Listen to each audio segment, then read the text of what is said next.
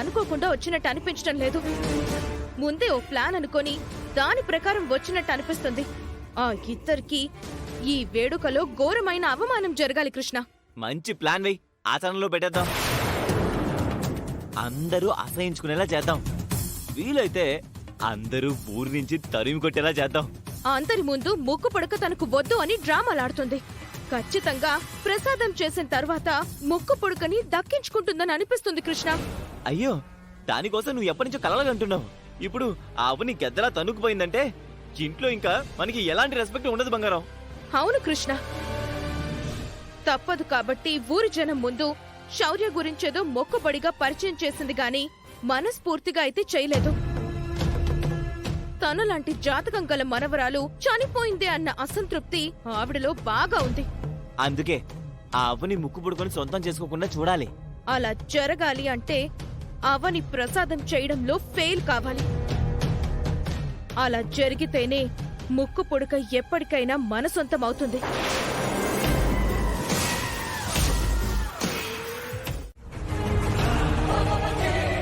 నువ్వని తీసావా? లేదే, నేను తీశాను.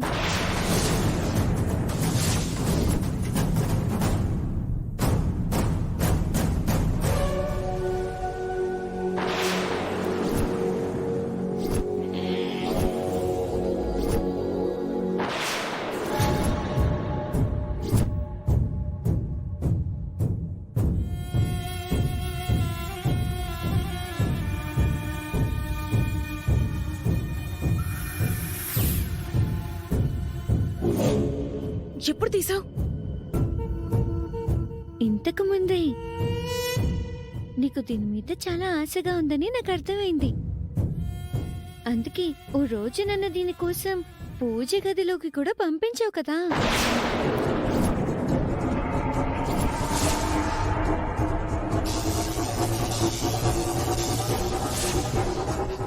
అందుకే ఎవ్వరికి కనిపించకుండా కొట్టేశాను. అమ్మో, ఇది మనకంటే ముదురులా ఉంది. తండ్రి బుద్ధులు బాగా వచ్చాయి.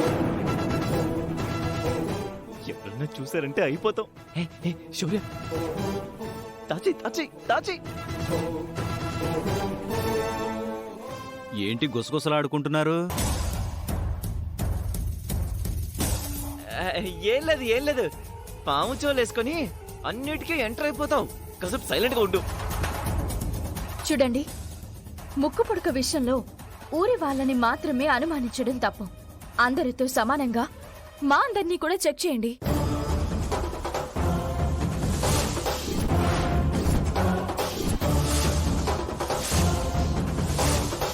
అవునండి, అవని చెప్పినట్టు అందరినీ చెక్ చేయడం మంచిది. పూజారి గారు, మీరు మా అందరి దగ్గర చెక్ చేయండి. గ్రామ పెద్ద అయినటువంటి వారు ప్రజలందరినీ చెక్ చేస్తారు. సరేనమ్మా. అమ్మా అమరావతి, నువ్వు ఆడవారిని చెక్ చేయమ్మా, నేను మగవారిని చెక్ చేస్తాను. అలాగేనయ్యా.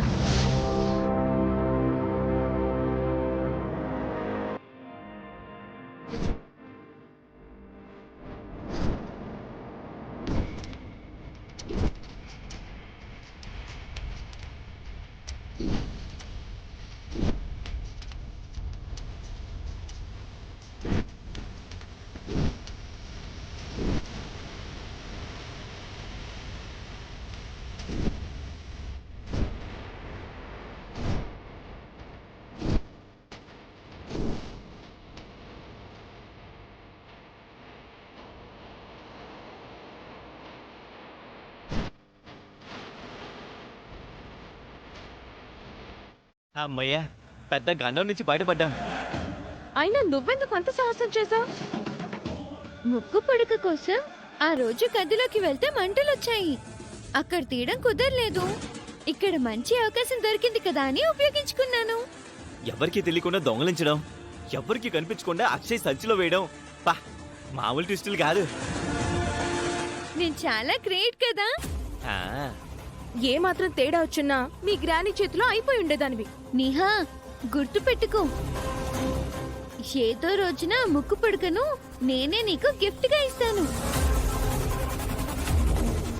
ఆ అవని మనల్ని కూడా చెక్ చేయమని చెప్పడంతో వదిలేశాను. లేదంటే ఆ ముక్కు పుడక నీ సొంతమై ఉండేది.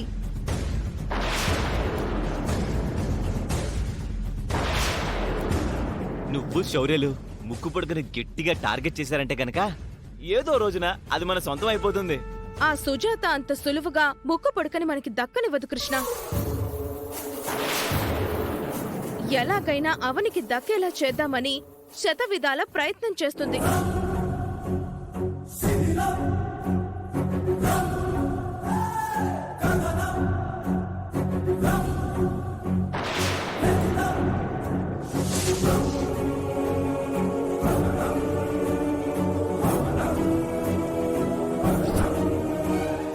ముక్కు పుడక ఘట్టం చివరికి ఎలా ముగుస్తుందో, ప్రసాద ఘట్టం ఎలా ముగుస్తుందో అర్థం కావడం లేదు.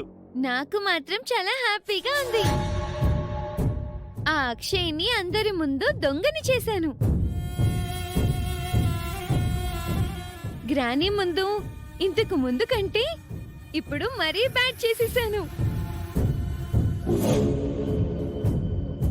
ఇంకా ఈ ఫంక్షన్ అయ్యేంత వరకు దాని మొహం చూడాల్సిన పనే లేదు. దాని సంగతేమో గాని నువ్వైతే కొంచెం జాగ్రత్తగా ఉండు, సరేనా? ఎవరికైనా అనుమానం వస్తుంది, ఇక వెళ్దాం పదండి.